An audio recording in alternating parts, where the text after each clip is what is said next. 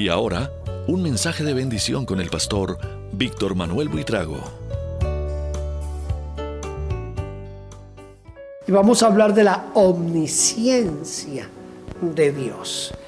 Ya leímos el Salmo 139, pero quiero que volvamos a leer los primeros 4 versículos del Salmo 139. Oh Jehová, tú me has examinado y conocido. Tú has conocido mi sentarme y mi levantarme. Has entendido desde lejos mis pensamientos. Has escudriñado mi andar y mi reposo, y todos mis caminos te son conocidos. Pues aún no está la palabra en mi lengua, y he aquí, oh Jehová, tú la sabes toda. Algunas versiones nos dicen, no está la palabra en mi lengua, sino no está la palabra en mi mente, en mi pensamiento, y ya tú la conoces. Hablar de la omnisciencia de Dios es un reto bien grande para nuestras vidas. Yo estuve tratando de ver cómo organizar, que no sea tan académico el asunto aquí que vamos a tratar. Y encontré un documento de un pastor de una iglesia a los Estados Unidos que me pareció interesante, y entonces traté de adaptarlo a mi entender y a nuestras posibilidades de este artículo que él escribió sobre la omnisciencia de Dios. Él habla de 10 cosas que nosotros deberíamos saber de la omnisciencia de Dios. Yo traté de reducirlo y lo puse únicamente en 7 asuntos, 7 cosas que nosotros debemos saber sobre la omnisciencia de Dios. Para comenzar, quiero comenzar con esto sí ya es un poquito más académico, estas 2 palabras que les voy a decir. Hay una palabra que se llama epistemología. La epistemología es esa parte de la filosofía que estudia los principios, los fundamentos, la extensión y método del conocimiento humano. La otra palabra es axiología. La axiología es una rama de la filosofía que tiene por objeto el estudio de la naturaleza o esencia de los valores, de los juicios de valor que puede realizar el individuo. Por eso es muy común y frecuente que a la axiología se le denomine la filosofía de los valores. Estos los valores, cuando nosotros unimos la epistemología con la axiología, entonces podemos hablar del conocer, de la sabiduría humana de nosotros los hombres. ¿Por qué les hablo de estos 2 términos? Que puede ser que usted cuando salga de aquí esta tarde ya se le han olvidado las 2 palabritas y la definición. Pero es para que hagamos el contraste entre la sabiduría humana, la sabiduría del hombre, con respecto a la sabiduría de Dios.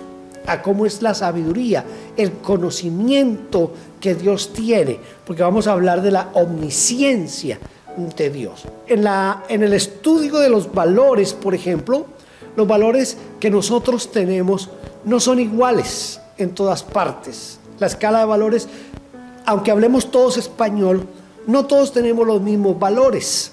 Y aunque veamos una situación que es muy parecida, los valores son diferentes entre una comunidad y otra comunidad, entre una sociedad y otra sociedad. Hay una película, se escribió primero un libro, después a base de ese libro hicieron una película de un misionero que estaba fue a evangelizar una de esas tribus que son caníbales, y son una de esas tribus que nadie puede llegar hasta donde ellos. Él logra meterse en la tribu, y un día les está hablando del Señor Jesucristo y de cómo Judas traicionó al Señor Jesucristo, y esta tribu comienza a aplaudir a Judas. Entonces se queda sorprendido porque ¿cómo es que en lugar de condolerse con el Señor Jesús aplauden a Judas? Y es que en esa tribu uno de los valores más grandes dentro de la tribu es la traición. Una persona que es capaz de traicionar es admirada, respetada. Entonces el pobre predicador queda sin argumentos para predicarles de Cristo Jesús, ¿verdad? Más adelante viene un evento que no viene ahorita al caso que lo mencionemos, pero que muestra cómo Dios planea todo para que todo salga bien. Pero los valores de unos pueden ser que no sean valores de otros. Piense usted, por ejemplo, en el saludo de los franceses, que también tratan de imitarlo en la provincia de Quebec. Cuando usted va a saludar a una persona que es de Francia o a un quebecois, si se dice así, ¿no? Quebecois, los de Quebec. Si usted va a saludar a un quebecois, él siempre le va a dar 2 besos, uno en cada mejilla. ¿Sí? Ellos no, pero eso es de esa parte de la cultura canadiense. El colombiano normalmente siempre saluda con abrazo y con un beso en la mejilla, especialmente a las mujeres. Pero usted nota la cultura aquí, la cultura canadiense es la cultura de mis 70 centímetros de espacio. Aquí hay que saludarlos, ¡hao! ¿Cómo están? A 1 metro de distancia, no hay contacto, no hay nada de eso. Aunque es el mismo asunto, que es el saludar, pero el valor que le da una persona al saludo es diferente al del otro. Porque yo quiero que usted entienda lo mejor posible en qué consiste la omnisciencia de Dios. Lo que es la omnisciencia de Dios.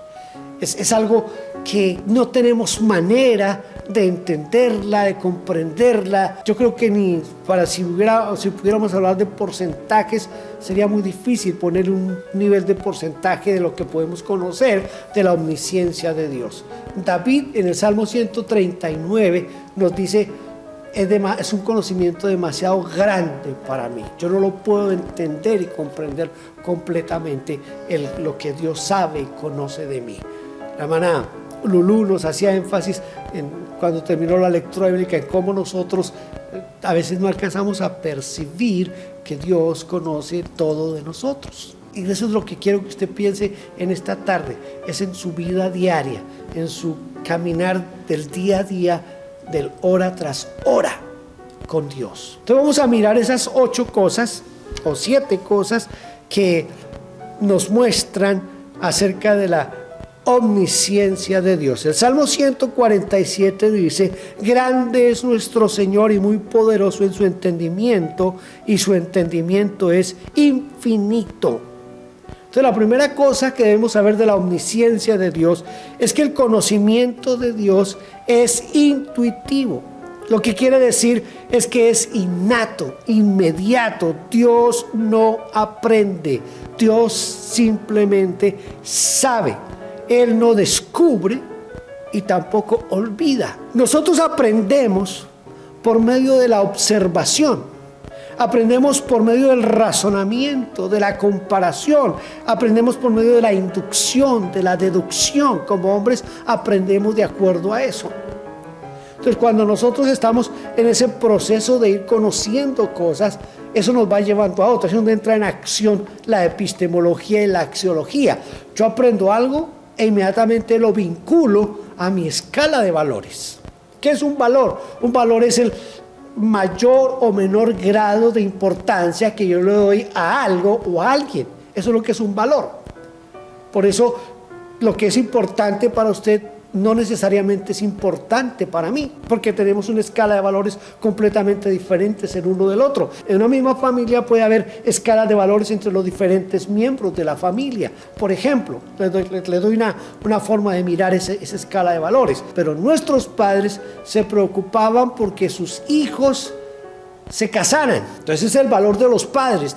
Para nuestros padres el matrimonio era un valor esencial, principal. Pero resulta que en algunas de esas familias los hijos se van a vivir solos, juntos, sin necesidad de realizar la ceremonia de matrimonio. Nuestros padres, su escala de valores les decía que una mujer no podía tener sexo sino hasta después de que se casara, y eso implicaba que sus hijos iban a venir dentro de la institución del matrimonio. Pero a veces los hijos de esos padres que tenían esos valores, es decir, embarazadas siendo solteras, porque la escala de valores es diferente entre los padres y los hijos. Entonces nosotros quisiéramos que nuestros hijos se casaran y tuvieran una relación quizás igual o mayor que la que yo tengo. Por ejemplo, me voy a poner como ejemplo, yo quisiera que mis hijos tuvieran un matrimonio que pudieran decir a los 43 años, todavía estamos juntos. Pero es difícil hoy encontrar una pareja que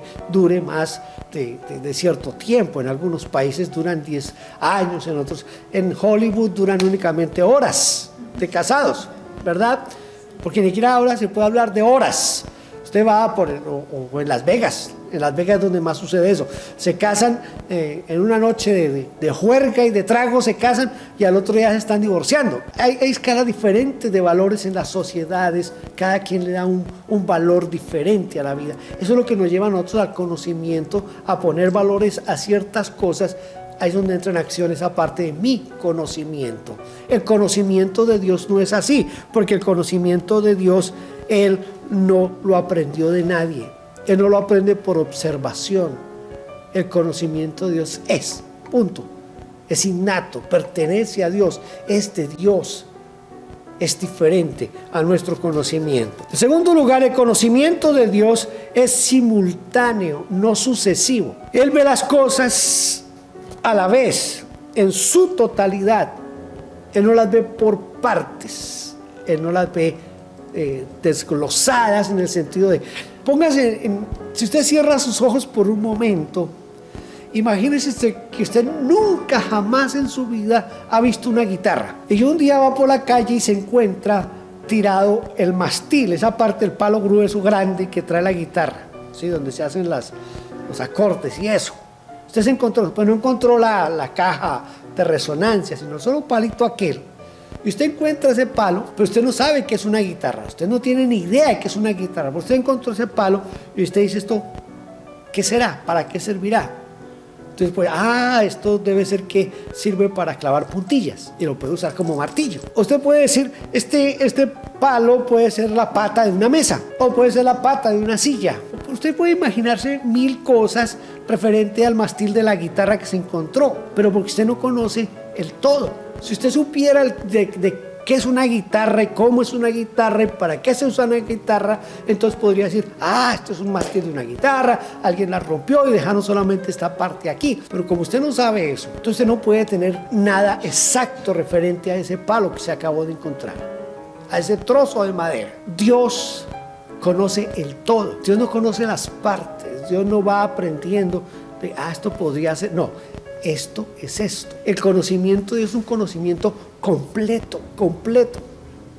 ¿Cómo lo describe David en el Salmo 139? David dice, tú me conociste aún antes de ser formado. Cuando yo me estaba formando en el vientre de mi madre, tú ya me conocías. Lo que está diciendo David es que en el momento en que se unieron el óvulo y el espermatozoide, ya Dios nos conocía. Por eso dice, mi embrión vieron tus ojos. O sea, Dios nos vio desde cuando éramos el embrión apenas.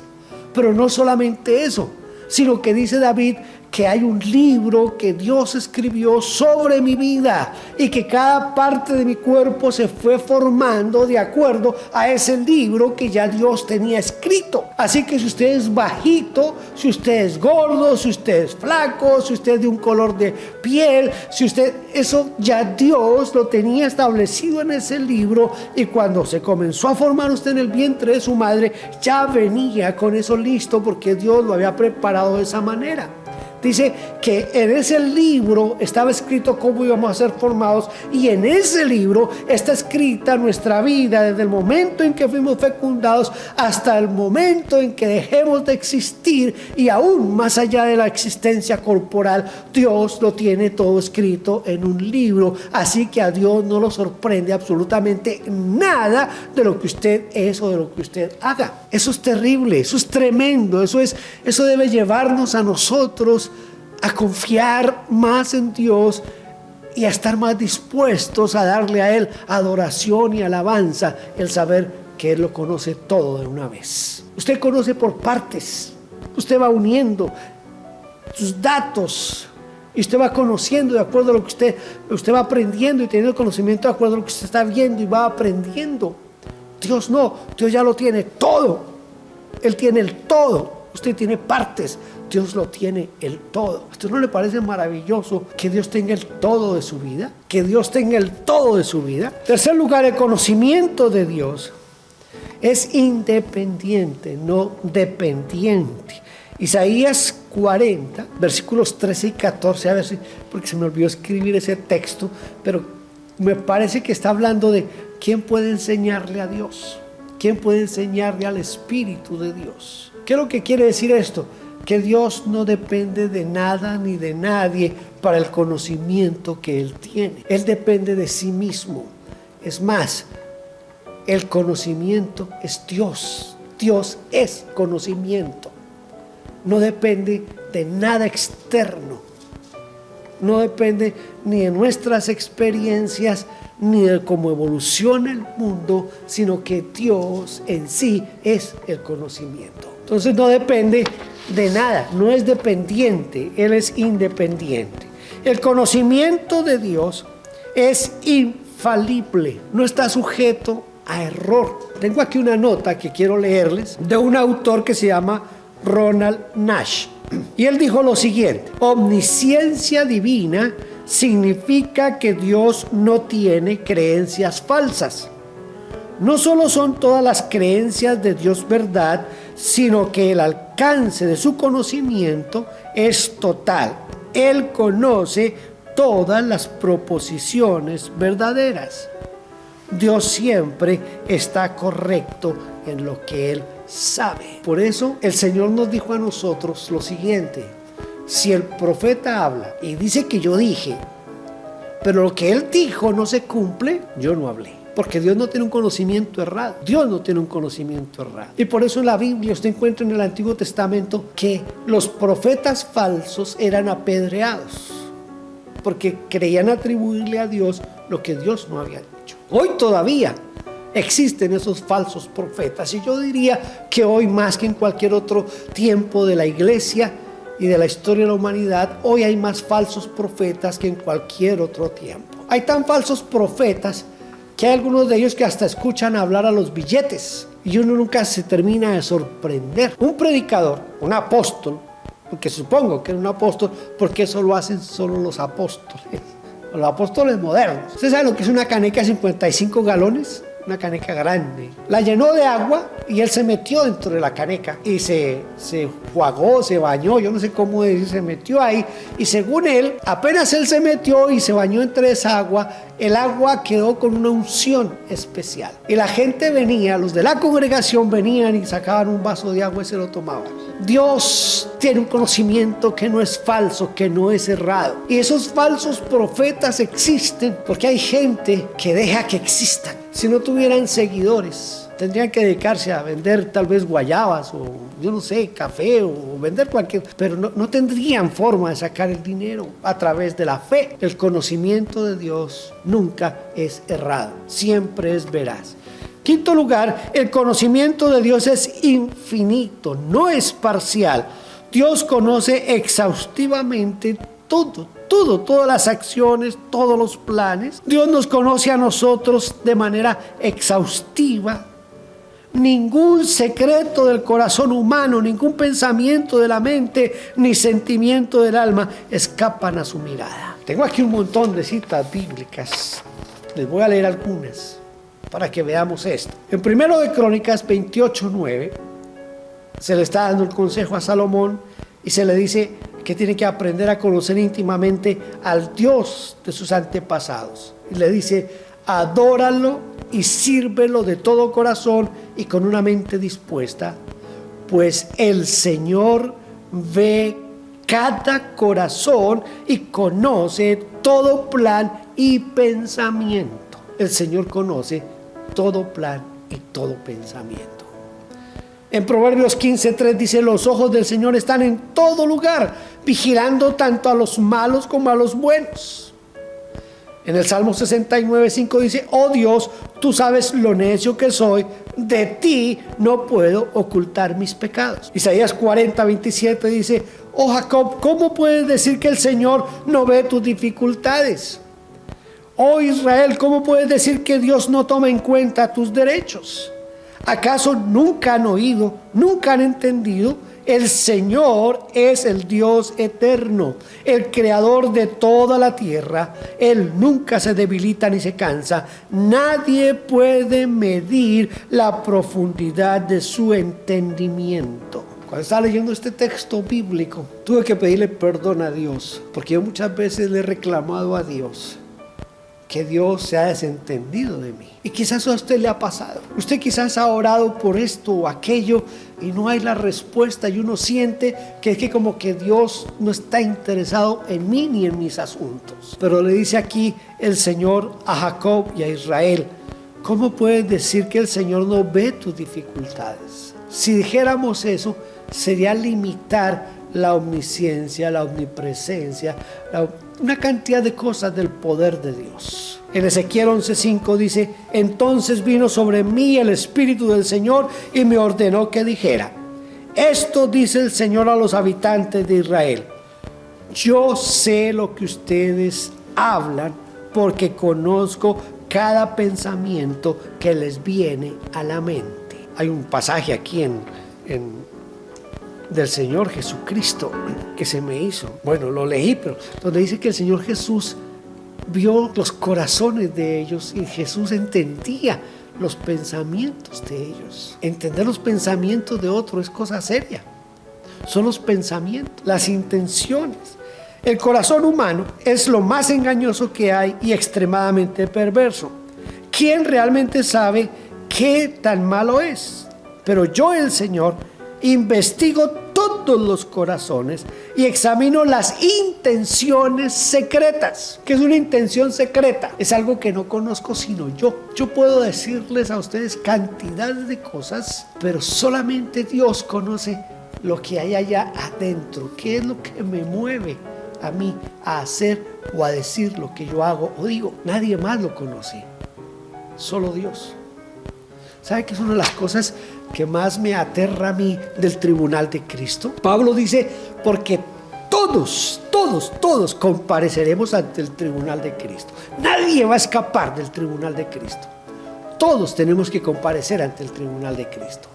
¿Y sabe qué es lo que se va a hacer en el tribunal de Cristo? Vamos a estar en el estrado, y lo que se va a juzgar no es lo que hicimos o dejamos de hacer. Lo que se va a juzgar son las intenciones con las que yo hice o dejé de hacer lo que hice o dejé de hacer. Las intenciones. Por eso para mí ha sido, porque yo alguna vez enseñé sobre el tribunal de Cristo cuando recién comenzaba el ministerio pastoral.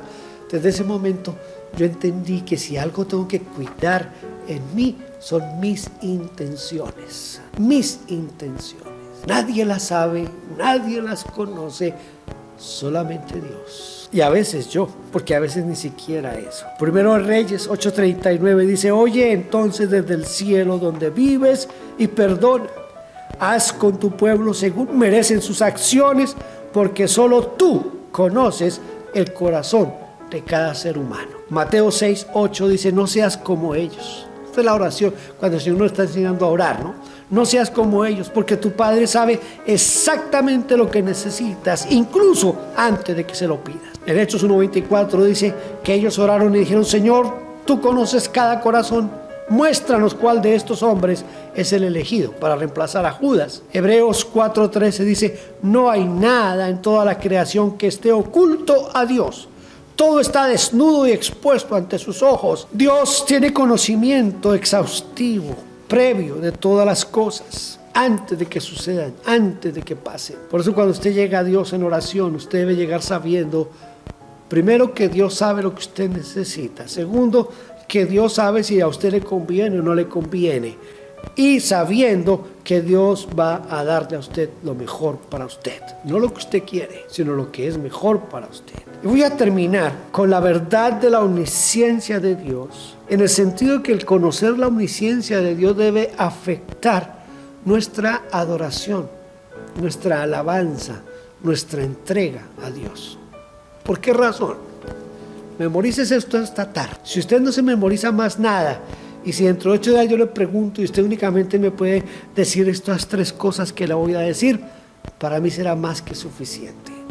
Escuche, Dios conoce de nosotros estas 3 cosas. Primero, Dios conoce nuestros hechos. Conoce nuestros hechos. En Isaías 66:18 dice: yo puedo ver lo que están haciendo y sé lo que están pensando. Usted hizo una lista de personas por las cuales usted está orando para que Dios los salve. El asunto es, ¿por qué hice la lista? Porque quiero colaborarle al pastor, colaborémosle al hombre, decíamos nosotros. ¿Por qué hizo usted la lista? ¿Por colaborarme a mí? ¿O porque usted siente compasión por esas personas por las cuales hizo la lista y sabe que se van a ir al infierno si no entregan sus vidas a Cristo Jesús? Eso no lo sabe sino usted y Dios. Dios conoce mis hechos. Vuelvo y le leo el pasaje de Isaías.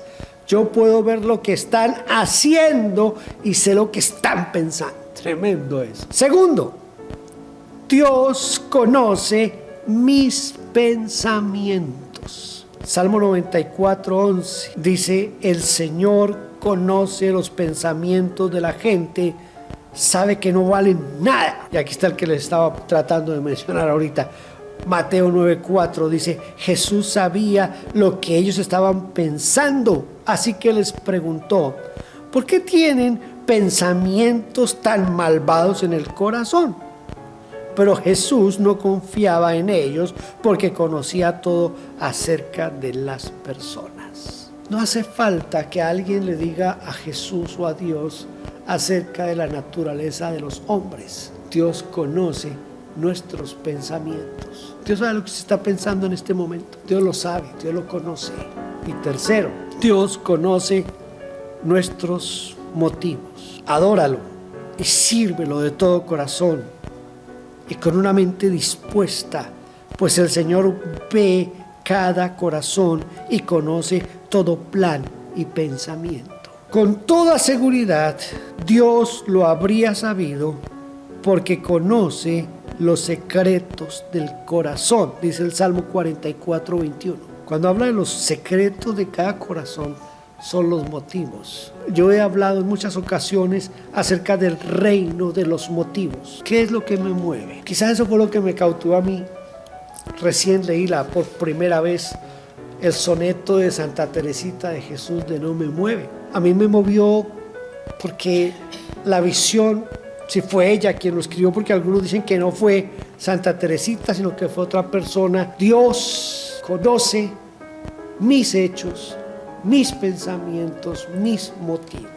Y termino. Si Dios es omnisciente, entonces Él sabe lo peor de nosotros, pero nos ama a pesar de ello. Romanos 5:8. Mas Dios muestra su amor para con nosotros, en que siendo aún pecadores, Cristo murió por nosotros. A Dios no lo coge por sorpresa como usted es. No, Dios conoce cómo es usted. Dios sabe lo malo, lo perverso de nuestro corazón. Dios conoce nuestras intenciones, nuestros motivos, nuestros pensamientos, pero aún así se hizo hombre y murió por usted y por mí. El conocimiento de Dios, la omnisciencia de Dios no impidió y no impide que Él me ame de ninguna manera. Por el contrario, la omnisciencia de Dios, el conocimiento de Dios acerca de quién soy yo, hace que sea más valedero lo que Él hizo por mí en el Calvario y lo que está haciendo por mí hoy en día, porque tiene misericordia, amor eterno por mí, y no es un amor pasajero, no es un amor que dependa de cómo soy yo y qué hago yo. El amor de Dios es un amor incondicional y Él sabe con quién está tratando. Él sabe perfectamente quién es Víctor Manuel Buitrago Cruz. Él no tiene ni la menor sombra de que haya algo escondido de mi parte hacia Él. Él me conoce tal como soy. Él sabe qué es lo que yo pienso, Él sabe qué es lo que yo intento, Él sabe cuáles son mis motivaciones, Él sabe cuáles son mis valores, cuáles son mis principios, Él sabe cuáles son mis luchas, mis angustias, mis tristezas, mis alegrías, mis gozos, mis aspiraciones. Todo, absolutamente todo lo sabe de mí, y aún así dio a su Hijo para que yo tenga salvación y vida eterna. Y en mi caso, no solamente me dio salvación, sino que tuvo misericordia y me dijo: Víctor, lo necesito para que venga a servirme y otros conozcan de mí por la predicación que tú vas a hacer. Me llamó al ministerio sabiendo cómo soy, sabiendo quién soy. En su amor y en su misericordia me trajo a ser un ministro del Evangelio. Dios lo ha traído a usted hasta aquí, hasta donde usted está, y Él sabe quién es usted. Así que la próxima vez que usted se arrodille a orar, dígale: Señor, nadie me conoce tanto como tú me conoces, y aquí estoy lleno de necesidades, de dificultades, de pecados, de cosas que no puedo superar, de cosas que no puedo vencer, de cosas que tengo frustraciones que yo quisiera pero que no las tengo. Pero aquí estoy porque tú me amas y tú sabes cómo soy y quién soy. Dios no se sorprende con usted. Cuando yo leí la primera vez esta parte del libro de Job, yo dije: pero qué engañado que me tenían a mí en la iglesia donde yo crecí como cristiano. Porque cuando Job dice: si el hombre peca, ¿Dios deja de ser santo porque el hombre peca? No. Si el hombre se consagra, ¿Dios es más santo porque el hombre se consagra? No. Dios es el mismo. Si usted peca, si en este momento los 6.000 millones de habitantes de la tierra se pusieran de acuerdo y dijeran: Dios no existe, y gritaran groserías contra Dios, Dios no se inmutaría, Dios no cambiaría, porque Él es el mismo. Al que afecta el pecado, al que afecta la santidad, es a mí, a nadie más que a mí. Entonces, cuando yo llego delante de Dios y le digo: Señor, solo tú me conoces, a ti no te puedo engañar. ¿Qué gano yo con tratar de hacerme el santo contigo? ¿O qué gano yo con tratar de hacerme el pecador más miserable si solo tú me conoces? Y si solo tú me conoces y tú me has ayudado y tú has prometido que me vas a ayudar, aquí estoy. Hágase en mi vida y con mi vida conforme a tu voluntad y conforme a tus planes.